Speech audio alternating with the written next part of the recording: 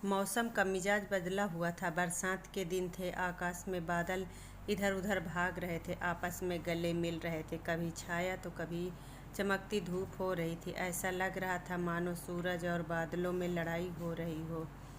वहीं गांव के बाहर कई मजदूर एक खेत में मेड़ बांध रहे थे। सभी पसीने से तर, फावड़े से मिट्टी खोदकर मेड़ पर रख रहे थे। वहां मौजूद पानी के कारण मिट्टी नम हो गई थी। तभी गोबर ने अपनी कानी आँख मटकाकर कहा, अब तो हाथ नहीं चल रहा भाई, भोजन कर लें। नेउर ने हंसकर कहा, मैं तुमसे पहले काम पर आया था। पहले यह मेड़ बांध लो, फिर भोजन करना। इतने में गोबर ने कहा, नेउर दादा, तुमने जवानी में जितना घी पिया था ना, हमें अब उतना पानी भी नहीं मिलता। नेउर छोटे कद का सांवला, गठीला और फुर्तीला आदमी था। उम्र 50 के करीब थी, लेकिन नौजवान उसके बराबर मेहनत करने में हार जाते थे। अभी 2-3 साल पहले ही उसने कुश्ती लड़ना छोड़ा था। गोबर, तंबाकू पिए बिना तुमसे कैसे रहा जाता है नेउर दादा? हमें तो रोटी मिले ना मिले, लेकिन तंबाकू बिना नहीं जी सकते। दीना, मेहरिया कुछ नहीं करती, हम तो ऐसी मेहरिया के साथ एक दिन ना रहे नेउर। जवानी तो उसके साथ कटी, अब बुढ़ापे में उससे कोई काम नहीं होता तो भला क्या करें? गोबर, तुमने उसे सिर चढ़ाकर रखा, वरना काम क्यों नहीं करेगी? दिन भर मज़े से खाट पर बैठी चिलम पीती रहती और गांव भर से लड़ती है। तुम जरूर बूढ़े हो गए, लेकिन वो अभी भी जवान ही है। उसी वक्त दीना बोला, जवान औरत क्या उसकी बराबरी करेगी? आज भी सिंदूर, बिंदी, काजल और मेहंदी में ही उसका मन बसता है। रंगीन धोती और गहनों के बिना हमने तो कभी उसे नहीं देखा। तुम सीधे हो इसलिए निभा रहे, नहीं तो गली गली ठोकरें खाती। गोबर, मुझे तो उसके दिखावे पर गुस्सा आता है। काम कुछ नहीं करेगी, लेकिन पहनने खाने को अच्छा ही चाहिए। नेउर, तुम नहीं जानते बेटा, जब वह आई थी तब ऐसा हाल न था। वह रानी की तरह रहती थी। वक्त बदल गया, लेकिन मन तो वही अब भी है। जरा सा चूल्हे के पास बैठ जाए तो आंखें लाल हो जाती। मुझसे यह हाल देखा नहीं जाता। यहाँ से जाकर पानी लाऊंगा और रोटी बनाऊंगा, तब जाकर खाएगी। तुम्हारी तरह अकेला रहता तो तंबाकू की 4 फूंक मारकर पानी पीकर सो जाता। जब से बिटिया मरी है तब से वह सुस्त हो गई। उसके मन को काफ़ी धक्का लगा। माँ की ममता तुम नहीं समझोगे। इससे पहले डांट डपट देता था, लेकिन अब किस मुंह से कहूँ? दीना, कल तुम पेड़ पर काहे चढ़े थे? नेउर, बकरी के लिए पत्ते तोड़ रहा था। बिटिया को दूध पिलाने के लिए बकरी ली थी। अब वह भी बूढ़ी हो गई, लेकिन थोड़ा सा दूध दे रही है। उसकी के दूध से मेरी मेहरिया का आधार है। शाम होते ही नेउर घर पहुंचा। उसने लोटा उठाया और नहाने की तैयारी करने लगा। तभी स्त्री ने खाट पर लेटे लेटे कहा, इतनी देर क्यों कर दी? काम के पीछे प्राण मत दे दो। तुम जब पगार सबको बराबर मिलती है तो तुम अकेले क्यों जान देते हो? नेउर का मन प्रेम से भर गया। उसने सोचा, मेरी स्त्री के दिल में मेरे प्रति कितना प्रेम है। उसे मेरे जीने मरने की चिंता है। नेउर बोला, तू जरूर पिछले जन्म में देवी रही होगी। बुढ़िया बोली, रहने दो, चापलूसी बंद करो। हमारे आगे कौन है जिसके लिए इतना हाय हाय करे? नेउर नहाकर लौटा और रोटियां बनाने लगा। चूल्हे से आलू निकाल कर उसका भरता बनाया और दोनों साथ में खाने लगे। बुढ़िया बोली, मेरे होने से तुम्हें कोई सुख नहीं मिला, न केवल पड़े पड़े खाती हूँ और तुम्हें तंग करती हूँ। इससे अच्छा तो भगवान मुझे उठा लेता।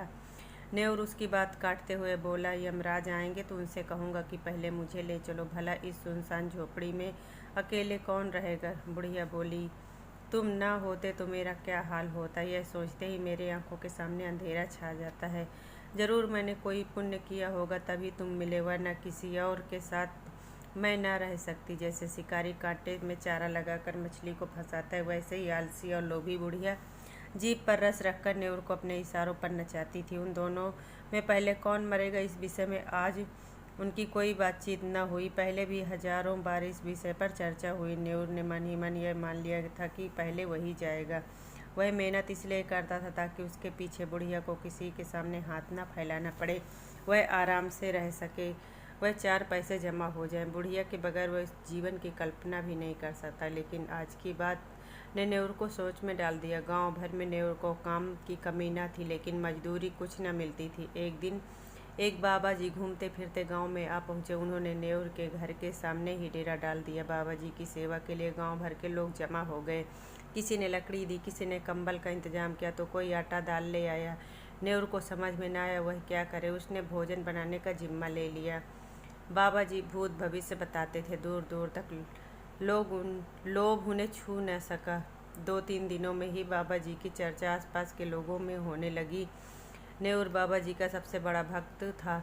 उसने सोचा कि बाबा जी की कृपा बरस जाए तो सभी दुख दर्द दूर हो जाए। बाबा बोले, बच्चा इस संसार की माया में क्यों फंसे हो? नेउर ने सिर झुकाकर कहा, महाराज अज्ञानी हूँ, क्या करूँ? स्त्री है, उसे कैसे छोड़ दूँ? बाबा बोले, तुझे लगता है कि तू स्त्री का पालन कर रहा है? नेउर बोला, तो और कौन सहारा है उसका? बाबा जी ने कहा, ईश्वर ने संसार की रचना की है, वो सबका पालन कर रहा है, और तू कहता है कि तू बुढ़िया का पालन कर रहा है। इतना अभिमान कैसे कर सकता है तू? नेउर को ज्ञान बोध हुआ। उसने हाथ जोड़ लिए और बोला, अज्ञानी हूँ महाराज। आंखों से आंसू गिरने लगे। इससे ज़्यादा वह कुछ न कह सका। बाबा बोले, ईश्वर का चमत्कार ऐसा है कि वो चाहे तो तुम्हें लखपति कर दे और क्षण भर में सारी परेशानियां खत्म कर दे। मैं मात्र उसका एक भक्त हूँ। मुझ में इतनी शक्ति नहीं कि मैं तुझे पारस बना दूँ। तू सच्चा, ईमानदार और साफ दिल इंसान है। मुझे तुझ पर दया आती है। तेरे पास कुछ चांदी हो तो बता, मैं तुझे अमीर बना दूँगा। नेउर का मन खुशी से खिल गया। नेउर बोला, मेरे पास चंद पैसे हैं और मेरी घरवाली के पास चांदी के कुछ टूटे फूटे गहने होंगे, मैं उन्हें ले आऊँगा। बाबा बोले, जितनी चांदी मिल सके कल रात तक ले आना। मैं तेरे सामने हांडी में चांदी डालूँगा। प्रातःकाल हांडी से आकर निकाल लेना। नेउर के चेहरे पर खुशी दौड़ गई। इतने में बाबा बोले, लेकिन ध्यान रहे, इन असरफियों को जुआ खेलने, शराब पीने या बुरे कर्म में मत खर्च करना, वरना कोढ़ी हो जाओगे। एक बात और, किसी से इस बात की चर्चा मत करना। नेउर वहाँ से चला आया। खुशी के मारे रात भर उसे नींद नहीं आई। सुबह होते ही वह 2-4 आदमियों के पास उधार मांगने पहुंचा। लोग उसका भरोसा करते थे, इसलिए पैसे दे दिए। नेउर ने किसी तरह 50 रुपये जोड़े। 25 रुपये उसके पास पहले से थे। अब बुढ़िया से गहने कैसे निकलवाएं, इसके लिए वह कोई न कोई बहाना बनाए। नेउर ने एक तरकीब सूझी। वह बुढ़िया से बोला, तेरे गहने बहुत मैले हो गए, ला मुझे दे। रात भर खटाई की हांडी में डालकर इन्हें साफ कर दूंगा। बुढ़िया ने गहने दे दिए। देर रात जब वह सो गई तो वह गहने लेकर बाबा के पास गया और आशीर्वाद लेकर विदा किया। नेउर घर लौट आया, लेकिन उसकी नींद गायब थी। वह करवटें बदलता रहा। सुबह तक का इंतजार किए बगैर वह अंधेरे में ही बाबा जी के पास पहुंचा। वहां पहुंचते उसके पैरों तले जमीन खिसक गई। बाबा जी वहां न थे। नेउर की छाती धक धक करने लगी। वह इधर उधर बाबा को खोजने लगा। हाट बाजार सब जगह देख लिया, लेकिन बाबा कहीं नहीं मिले। पूरे गांव में बात फैल गई कि नेउर को बाबा जी पसंद करते थे, जरूर उसे बताकर गए होंगे। नेउर की तलाश करते हुए सभी लोग उसकी झोपड़ी के पास पहुंच गए। बुढ़िया बाहर आई। तभी एक ने कहा, नेउर ने मुझसे पैसे उधार लिए थे, कहा था शाम को लौटा दूंगा। बगल में खड़े दूसरे आदमी ने भी यही बात कही। इतने में बुढ़िया रोने लगी और बोली, बीते रोज उसने मेरे सारे गहने मांगे, अब पता नहीं कहाँ चला गया। बुढ़िया नेउर को गालियाँ देने लगी। अब लोग को पूरी बात समझ गए। वो जान गए कि बाबा नेउर को ठग कर फरार हो गया। बेचारा नेउर, सीधा साधा आदमी, बाबा के झांसे में फंस गया। अब लाज के मारे सामने नहीं आ रहा। किसी तरह 3 महीने बीते। झांसी जिले में नदी के किनारे एक छोटा सा गांव था, काशीपुर। वहां नदी के किनारे एक पहाड़ी टीला था। एक साधु कई दिनों से वहां डेरा जमाए बैठा था। नाटा, सांवला रंग और गठीले शरीर का आदमी यह नेउर था, जो साधु के वेश में अब दुनिया को धोखा दे रहा था। यह वही नेउर था जो कभी मेहनती और ईमानदार हुआ करता था। गांव से दूर नई जगह आने के बाद उसे अपना घर, गांव और बुढ़िया बहुत याद आते थे। वह हर रोज़ यही सोचता कि अब वह अपने गांव लौटेगा और खुशी से जीवन बिताएगा। ढोंगी बाबा को याद करके उसका मन अब भी दुखी होता था। उसका ऐसा हाल हो गया कि अभी बाबा को पा जाए तो कच्चा ही खा जाए। खैर, यहाँ बाबा बनकर नेउर किसी तरह गुजर बसर कर रहा था। उसके भक्तों में एक सुंदर स्त्री भी शामिल थी, जिसकी शादीशुदा जिंदगी ठीक न थी। एक दिन पारिवारिक कलह के बाद वह रूठकर मायके आ गई और उसका पति उसे वापस लेने नहीं आया। वह स्त्री किसी तरह पति को अपने वश में करना चाहती थी। एक रोज़ उसने बाबा जी को अपनी समस्या बताई। नेउर ने जिस शिकार की आस की थी वह उसे मिलता दिखाई पड़ गया। वह गंभीर आवाज़ में बोला, बेटी मैं हूँ ना, मुझ पर भरोसा रख, भगवान ने चाहा तो सब कुछ अच्छा होगा। स्त्री बोली, मेरे भगवान तो आप ही हो, आप जो बोलोगे वही करूँगी। न्यूर मन ही मन खुश हो रहा था। न्यूर ने कहा, तेरा काम हो जाएगा, लेकिन इससे तुझे बड़ा अनुष्ठान करना पड़ेगा जिससे हजारों का खर्चा आएगा। उस पर भी तेरा काम सफल होगा या नहीं ये मैं नहीं बता सकता, क्योंकि सब भगवान के हाथ में है। स्त्री किसी तरह अपने पति को वश में करना चाहती थी, इसलिए वह बाबा के चरणों में गिर गई और सोने के गहनों की पोटली उनके सामने रख दी। महीनों से जिस समय का इंतजार न्यूर कर रहा था वह आ चुका था, लेकिन उसके हाथ पांव कांप रहे थे। उसके अंदर अजीब सी उलझन होने लगी। वह चाह कर भी स्त्री के साथ ठगी नहीं कर पा रहा था।